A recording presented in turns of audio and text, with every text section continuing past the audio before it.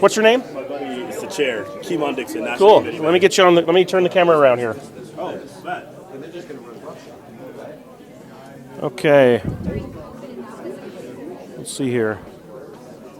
I just thought you want to interview him. National committeeman. He literally knows everybody. Okay. And was Zach sings my praises. All right. I'm not that big. News like 2 weeks ago. Oh, really? So, yeah. Good or bad? Yeah, good. I spoke about the Equal Opportunities Initiative, the quote-unquote anti-DEI bill. Okay. I just spoke to you about my experiences as a Black American, but at first and foremost, as an American, I think I'm so, I don't want to say trained, but in this society you have to differentiate yourself and say oh, I understand my blackness, because I do. I understand. I'm proud to be a Black man. Don't get me wrong. And my family came here as slaves, and so I absolutely understand the journey of my generational path, and I would not be here if they were not enslaved. I wouldn't be here if they did not get their freedom, and I wouldn't be here if they didn't make that forward progression generation after generation to instill those American-style values of seeking higher education, being able to get married, building a family, and despite the struggles that we went through as a people, we still progressed in order to find success, in order to be excellent. That's awesome. And so I'm definitely proud of my blackness. I'm definitely proud to be an American, but I don't need a handout. I just want the equal opportunity. What do you think about the state of California, a state that never had slaves, passing a bill to give reparations to people that never were slaves? I don't think that's appropriate, and I think also you're using taxpayer dollars to do so. Yeah, funded by people who never owned slaves. Who never owned slaves, right? And so I think if you want to make reparations, I guess, equitable in that view, using their language, I think then you use companies that were established in the slave trade era that benefited from the slave trade that are still in production today, make them pay those reparations. What kind of companies would that be? I don't know. Okay. But that's what I'm saying. That's Got what it. the logic That I makes would sense, have. yeah. Right? I can see that. Whatever companies benefited from slavery and the slave trade or segregation and profited off of the misery and the separations of people, those companies should be the ones to pay restitution to those people because they put them in chains or they hindered their opportunity to pursue their American dream. But I don't believe in taxpayer dollars paying me. I wasn't a slave. Personally, I was not a slave. Now, my ancestors were. But why am I receiving a check on their behalf, and what am I going to do with that check? When we live in a country where we don't even teach our American citizens in high school financial literacy anymore. We have kids that are trying to be influencers on TikTok, and then once they're making a couple bucks on TikTok, they don't even know how to invest that money for their future. So let's go back to the drawing board and make sure that we're teaching our children financial literacy in high school in case they're not being taught that in their homes, because not every parent has the opportunity to teach their child financial literacy because they're working financial literacy jobs. And American exceptionalism. Yes. That's what I think. And so I think personally, I agree with you. I think American exceptionalism and financial literacy, those are two things that we really need to teach our kids fundamentally, starting in grade school all the way to high school. And then if you're going to give someone a reparations check, then they actually know what to do with it instead of going and buying a car or going to buy some clothes or some bags, some Louis stuff. That stuff that doesn't matter. Materialistic materials that will not benefit them in their future. Okay. So what is a national committeeman? So the National Committeeman for Utah Young Republicans, we're the Young Republicans chapter here in Utah. We're executive committee. We work hand in hand with our college Republican counterparts and the state leadership and county leadership. And what that basically means for myself is I go to quarterly meetings across the nation and meet with other national committeemen and women, other Young Republican chapters in all 50 states, including Guam and Puerto Rico.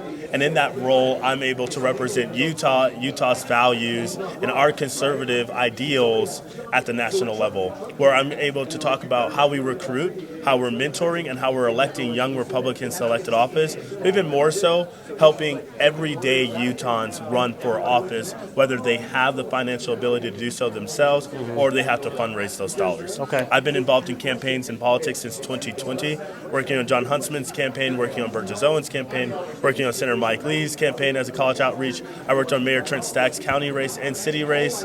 I've been very much involved. And right now I'm working on Case Lawrence for the United States Congress in the 3rd Congressional District in Utah, a political outsider, someone who built a company, scaled it, made payroll, but it's a traditional conservative that's willing to do the work and not get involved in the drama. So you were in the news about the DEI bill that passed. Is that right? Absolutely. What are your thoughts on that bill? I love that bill because it says that you cannot discriminate based off personal identity characteristics. A lot of people want to say the anti-DEI bill is going to be discriminatory. Well, you can't discriminate or make any type of program or scholarship based off someone's skin color, their sexual orientation, their sexual identity, their handicappedness, their sex, their religious identification. No personal identity characteristics can be included when providing scholarships or providing housing. It should be merit-based. Yep. Because your merits, what you do, how you take on opportunity that's given to you is what you do with it. Equity is a fallacy. Trying to create equal outcomes is a fallacy. It doesn't exist. Because if you take the same African-American male, just like myself, that went to school at Brumby Elementary School in Marietta, Georgia, and you put both of us today at 26 years old, who in the vein of society is doing better, me or this random person? And how are you going to make an equal outcome when that person didn't serve in the Marine Corps like I did? That person didn't serve due to deployments like I did. That person doesn't have post-traumatic stress like I do, right? So, thank you. And so, you can't create equal outcomes. It's impossible. But what we can do is provide an equal opportunity to succeed. And what you do with that opportunity is your choice. That's in capturing the American dream. My wife is running for school board down in Utah County. She's mixed. She's half black, half white. And she testified in the Senate hearing for this. Carrie? Yes. Oh, wow. Yeah, I met her a couple times. Oh, you have? Okay. Yes, awesome. There's a prominent activist here in Salt Lake, a black activist that... Darlene? Yes, and she took a picture of my wife testifying and said that she was a prominent black face of anti-blackness, testifying against this bill. I hate it when black people try to turn against their own people to prop up their own political agenda. It seems we like are all Americans. Anybody who disagrees with her point is now a black face of anti-black. Right, and that's wrong. Because we're all black and we all have a shared experience. Such as, I'll tell you this story. I live on Foothill Drive, right here in Salt Lake City. I go to the University of Utah. I'm driving down to my gospel parents' home, and I see an African-American man who owns a lawn care company. And all he does is points his head down as an acknowledgement of our existence as people and as black people in Utah. And I nod my head as well back to him and give him a wave and said, "Hello, brother," and he said hello back. That is a shared communion. Did he know I was a conservative? No. Did I know if he's a conservative? No. But it's that shared experience. And I think as black people, we can sometimes vilify each other just because we have a difference of opinion or a different viewpoint on the world and how we see it and how we should live in it and how we should excel amongst other groups of people. And I think we need to just sit back and say, okay, you have that opinion, I have this opinion, without saying you're being a blackface for this white supremacist group. When you don't know the heart of that person or their intention, and all you're doing is spewing hate on your social media platform, and you don't like it when people do it to you, but you're doing it to your own people. But then you're telling me that I'm being anti-black. No, ma'am, your behavior is anti-black. You are diminishing your own message because you're being hateful instead of being inspiring. You want to bring people to your message, you want to bring people to your side, and you have to aspire to something greater than your own self. You have to bring community to other people. You have to share in community and bring people to your side and your message. And you do that by having a conversation, by talking about things, not speaking and spewing hatred from a social media platform that you won't say to somebody's face. Because I can guarantee Darlene McDonald will not say a single one of those words to Carrie's face. She wouldn't say it to my face, and that's called being a coward. Well, thank you. Thank you so much for the interview. Yeah, definitely. So what are you majoring in? I'm majoring in political science at the University of Utah while doing an emphasis in campaign management and city and state public policy. Okay. What I hope to do with that is to be able to go back to Washington and work for a member of Congress for a couple of years, and then also still go back and do more campaigning. I'm someone who does enjoy the campaign experience, not necessarily politics, but the campaign experience. I think being able to believe in a candidate, knowing that they're going to best serve the people in which they want to represent, and they do it on the basis of conservative traditional values, make our country great, which is faith in God, your family comes first, and your career comes second. I think having fathers in the home, I was blessed to have a stepfather who raised me. I had a father who raised me as well, but he died when I was at a very young age, unfortunately. But I still had a father in the home, and what that instilled for me as a man today has given me the courage and the determination to know I can do anything. That's and awesome. everything is possible because I have a father.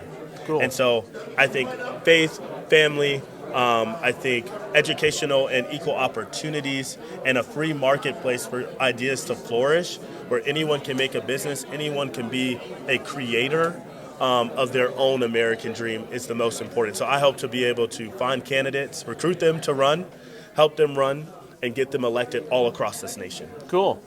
Thanks, man. Thank you so much. Yeah. Thanks for being a national committeeman for the Young Republicans. Thank you. I really appreciate it. Yeah, definitely. Thanks. Nice meeting you. Nice to meet you too. When I was there, and so I have a deep understanding of the macroeconomy, inflation rates. I've got to be honest. I believe this is the number one issue facing America in the next 10 to 15 years. Truthfully, this is. I'm sounding. I'm just like a comet coming to hit the world. Frankly, I think that debt and deficit, unchecked and continuing as it is, this is an issue that could legitimately destabilize the American empire. And I am someone who understands that deeply. Inflation rates. I said that Federal Reserve. I understand that in a way no one else in the race does fully.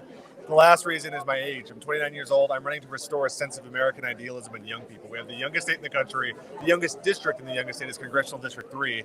If we can't nail our messaging with the younger generation, we have a serious problem. By 2028, I've thrown this out a couple times, over half of our voters in this state will be young millennials, all of Gen Z, and Gen Alpha actually will be voters. That's not 50 years from now. That's the next presidential cycle. So that's something I'm deeply concerned about. That's one of the reasons we have this here, the Young Republicans, is to engage the next generation. Cool. I had the wrong mic selected when we first started. Tell me who you are again. Oh yeah, Zach Wilson, Congressional District 3, running for Congress. You said you were in private equity. What does that mean? Yeah, so private equity essentially you raise dollars from private investors, whether it's a family, an individual, a foundation, whatever it is. Actually, we have big investors as a nonprofit that we have. But anyway, you buy, whether it's a business or a piece of real estate, like I said, operating companies. So private equity is pretty broad. But anyway, yeah. Are you familiar with the Unusual Whales report? Absolutely. So John Curtis actually made more in the stock market than Nancy Pelosi in 2022. I'm aware. From what a lot of people consider to be insider trading from on companies that appear before his committees. Yeah.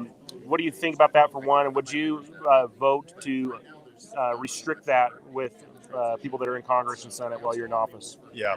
I'm against anything that decreases trust between the people and the elected officials. That's one of the clear examples of something that should be tossed out. Believe me, I would love to own single name stocks as someone who loves finance, who studied that.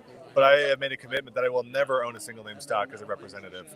And I would gladly sponsor something like that. I know they've tried to do that in the past, and for whatever reason, it hasn't worked out. I see Democrats online, I see Republicans on board for this, but it just doesn't get to the finish line for whatever reason. It's a difficult one. Yeah. So I'd be very happy to get rid of that. It's like getting the county commissioners to vote for themselves to get a pay decrease, right? Yeah, exactly. Yeah. Well, it's the same with term limits. Yeah. It's really hard to get someone to sign on the fact that I'm not going to be in this office. And, well, I don't think I want to kick myself out of the job, even though term limits is something I deeply support. Yeah.